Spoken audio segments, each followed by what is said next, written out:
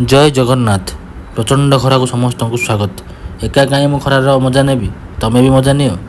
ଯଦି ବ୍ଲଗ୍ଟି ଦେଖୁଛ ତାହେଲେ ହାତରେ ନେମ୍ବୁ ପଣା ଗ୍ଲାସ୍ଟେ ଧରିକି ଦେଖିବ, କାରଣ ତାପମାତ୍ରା ଏମିତି ମୁଣ୍ଡରୁ ଝାଳ ଆଉ ପାଟିରୁ ଫେଣ ବାହାରିବା ସୁନିଶ୍ଚିତ। ଖରା ଅଲଗା ପ୍ରକାର। ଭାଗ୍ୟକୁ ଠିକ୍ ସେହି ସମୟରେ ଦେଖାହେଲା ଏଇ ବୁଢ଼ା ବରଗଛ। ଆଉ ବୁଢ଼ା ବରଗଛ କହିଲା, ମୋ ଛାଇ ତଳକୁ ପଳେଇଆ, ଥଣ୍ଡା ଏମିତି, ଏସି ବି ଫେଲ୍। ପୁରା ସତ। ମୁଣ୍ଡ ଉପରେ ନିଆଁ ଗରଗର ତାତି, ବିଶ୍ୱାସ କର ତାତି ଏମିତି, ଅଣ୍ଡା ଫଟାଇ ଦେବ ରୋଡ଼ ଉପରେ, ସିଏ ଆମଲେଟ୍ ହେଇକି ବାହାରିବ।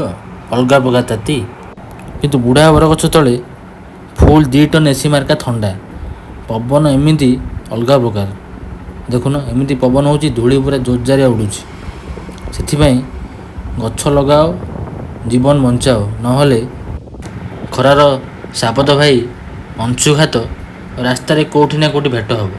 ଖରା ବହୁତ ହେଲାଣି, ନିଜର ଯତ୍ନ ନିଅନ୍ତୁ। ପୁଣି ଦେଖା ହେବ ନୂଆ ବ୍ଲଗ୍ରେ। ଜୟ ଶ୍ରୀରାମ।